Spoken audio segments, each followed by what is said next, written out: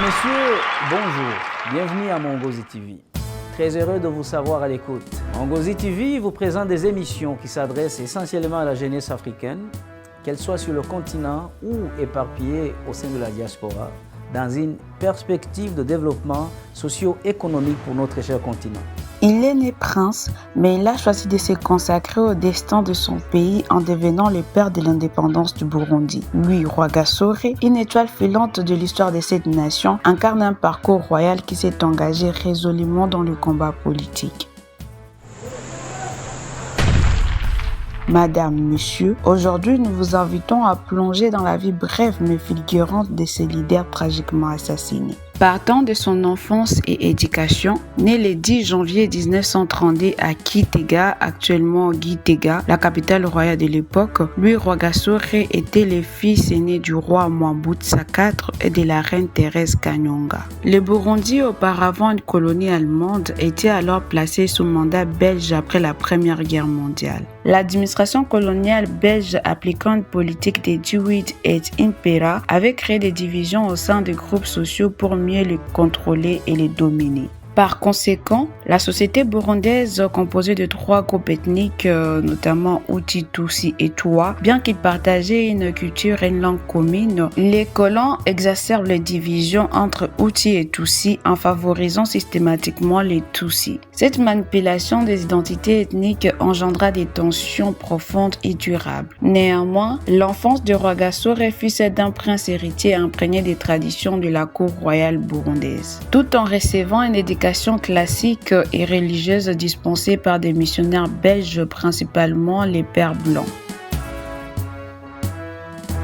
Cette éducation jésuite lui inculqua des valeurs de discipline, de rigueur intellectuelle et des sens des responsabilités. De son jeune âge, il montra des aptitudes intellectuelles remarquables et une curiosité pour le monde extérieur, ce qui le distinguait de certains de ses pairs. Son séjour de 6 ans au groupe scolaire d'Astrida à Butare, actuellement au Rwanda, sous l'administration belge, lui permit non seulement d'améliorer son français, mais également d'agrandir son réseau intellectuel. Ainsi, en 1945, âgé de 13 ans, il fut envoyé en Belgique à l'Institut Saint-Boniface de Liège pour y poursuivre ses études secondaires. C'était une pratique courante pour les enfants de l'hérédité africains coloniaux, destinés à former une élite administrative et politique loyale aux intérêts de la métropole. Cependant, pour Rwagasore, ce séjour en Europe fut une véritable révélation. Il y fut exposé au débat sur l'autodétermination du peuple, aux idéaux de liberté, d'égalité et de justice, ainsi que des concepts qui contractaient fortement avec la réalité coloniale de son pays. Après l'obtention de son diplôme, il s'inscrivit à l'université de Louvain où il étudia les sciences agronomiques.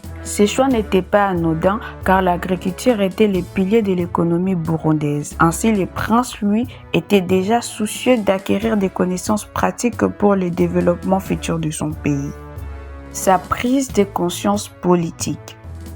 C'est durant ses études universitaires en Belgique qu'il s'engagea plus activement dans les cercles des étudiants africains. Il y rencontra d'autres jeunes intellectuels et futurs leaders nationalistes venus des diverses colonies africaines avec lesquels il partageait les mêmes aspirations à l'indépendance et au développement. Ces échanges stimulèrent sa conscience politique et renforcèrent sa conviction que le Burundi devait recouvrer sa souveraineté. Il commença alors à comprendre que la question de l'indépendance n'était pas seulement une affaire d'élite, mais une nécessité pour l'ensemble du peuple burundais. De retour au Burundi en 1957, après ses études inachevées en Belgique car il préférait l'action à la théorie académique, le prince lui fut nommé chef des chefferies à Butare. Cette immersion directe dans la réalité quotidienne de son peuple qui était confronté aux injustices du système colonial renforça sa détermination à agir. Il constata de première main les inégalités, l'exploitation économique et la ségrégation qui prévalaient, ainsi que l'impact de la politique coloniale sur les structures sociales traditionnelles. C'est à cette période qu'il commença également à critiquer ouvertement l'administration belge, notamment sa gestion de coopératives agricoles et sa promotion des divisions ethniques. Il réalisa que les réformes proposées par les Belges étaient insuffisantes et que seule une indépendance totale permettrait au Burundi de se développer pleinement et de retrouver sa dignité. Sa position de prince lui donnait une certaine liberté d'expression et une légitimité que d'autres leaders n'avaient pas, mais elle exposait également la surveillance aux pressions constantes des autorités coloniales. Le 12 septembre 1959, il épousa Marie-Rose Ntamikevio et eurent 2 filles malheureusement décédées en bas âge. Toutefois, sa prise de conscience politique et son engagement en faveur de l'indépendance furent les préludes à la formation du parti qui allait changer les cours de l'histoire burundaise. Fondation de l'UPRONA et émergence du mouvement nationaliste.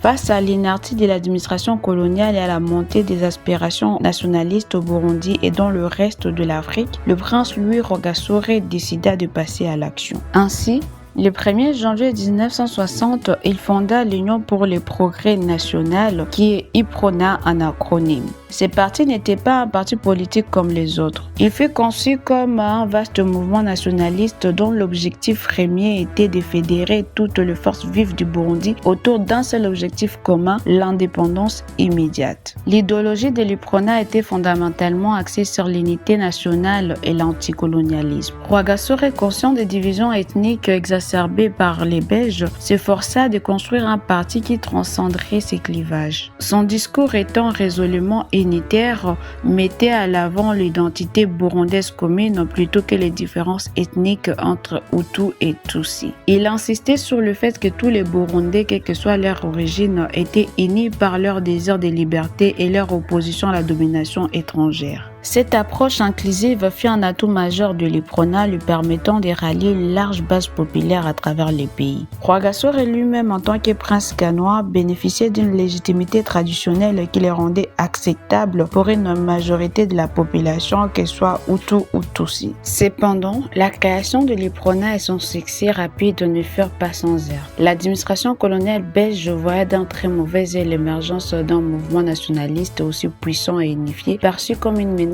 directe à son autorité et à ses intérêts. Les Belges favorisèrent alors la création et le soutien des partis politiques rivaux, souvent fondés sur des bases ethniques ou régionales, dans le but de diviser le Front nationaliste et d'affaiblir l'UPRONA. Parmi ces partis, l'Union démocrate chrétienne, UDC en sigle, fut particulièrement soutenue par Bruxelles, tentant de présenter une alternative plus modérée et pro-belge. La Belgique utilisa également des mesures répressives pour entraver les activités de Rwagasore et de l'UPRONA. Par conséquent, le prince fut soumis à une surveillance constante, ses rassemblements étaient perturbés et il fut même assigné à résidence à plusieurs reprises. En octobre 1960, il fut contraint de s'exiler à Usumbura, aujourd'hui Bujumbura, puis à Kindu, Congo belge, actuellement RDC, pour éviter les pressions et les intimidations coloniales. Malgré ces tentatives d'intimidation, Rwagasore refusa de plier. Il continua d'organiser le parti clandestinement et de maintenir le contact avec ses partisans, transformant la répression en un moteur de mobilisation populaire. Son charisme personnel et sa détermination inébranlable firent de lui une figure d'espoir pour de nombreux Burundais. Ainsi, l'UPRONA devint rapidement le parti dominant sur la scène politique du pays. Son message simple et direct d'indépendance ainsi que d'unité et de justice sociale résonnait profondément avec les aspirations de masse. Les rassemblements du parti attiraient des foules immenses, témoignant de son emprise populaire et de l'incapacité de l'administration coloniale à contenir le mouvement. Ainsi, la lutte pour l'indépendance n'était plus une revendication marginale mais une force irrésistible. Également, la mobilisation des paysans à travers l'UPRONA était essentielle pour faire pression sur l'administration coloniale afin d'obtenir l'indépendance. Beaucoup de Burundais, particulièrement les habitants de Buyanzi, souffrant de la pauvreté, du manque d'accès aux ressources et des injustices du régime colonial, contribuèrent financièrement au parti dans la mesure de leurs moyens. Ainsi, ce soutien bien assez modeste fut néanmoins essentiel pour financer les activités du parti, notamment les campagnes électorales. Puisque les Burundais percevaient tout de même en l'UPRONA une voie d'espoir quand elle leur promettait une redistribution plus équitable des terres ainsi qu'un système politique plus juste. Par ailleurs, leur participation à travers des manifestations du parti révéla une volonté populaire massive pour l'indépendance. Par conséquent, le succès de l'UPRONA mit la Belgique face à un dilemme. Ayant choisi entre réprimer brutalement le mouvement au risque de créer un conflit ouvert et de s'aligner à la communauté internationale ou accepter le processus de décolonisation et la légitimité du prince Rwagasore ainsi que de son parti.